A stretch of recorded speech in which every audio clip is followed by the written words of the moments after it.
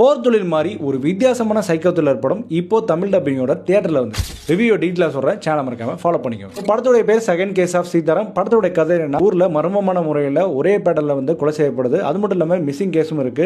So இது எப்படி police கண்டுபிடிச்சாலும் இந்த கதையாமது. இந்த கதையை கேட்கும்போது ஒரு ரெகுலரான பேட்டர்ல இருக்க மாதிரி இருக்கும். அதுமாதிரி ஃபர்ஸ்ட் ஹாஃப் போகும்போது பார்த்தீங்கன்னா என்னடா யூஸ்வலாக இருக்க மாதிரி தான் இருக்கும். ஆனால் செகண்ட் ஹாஃப் கொண்டு போனது தான் இந்த படத்துடைய மெயின் அங்கமாக இருக்கும். படத்தில் ட்விஸ்ட் அண்ட் டர்ன்ஸ் நல்லாவே ஒரு கிட்ட இருக்கு. முக்கியமாக செகண்ட் ஹாஃப்ல வர ட்விஸ்ட்லாம் வந்து பார்த்தீங்கன்னா எதிர்பார்க்காத லெவலில் இருக்கும். அதுவும் கிளைமேக்ஸ் முடிச்சதுனா சூப்பரான ஒரு கிளைமேக்ஸ் வந்து எமோஷனலாக கனெக்டாக ஒர்க் அவுட்டாக இருக்குது. அண்ட் நவநீத் அவர்களுடைய பின்னணி தான் இந்த படத்துக்கு ஒரு பெரிய பலமாக வந்துருக்கு.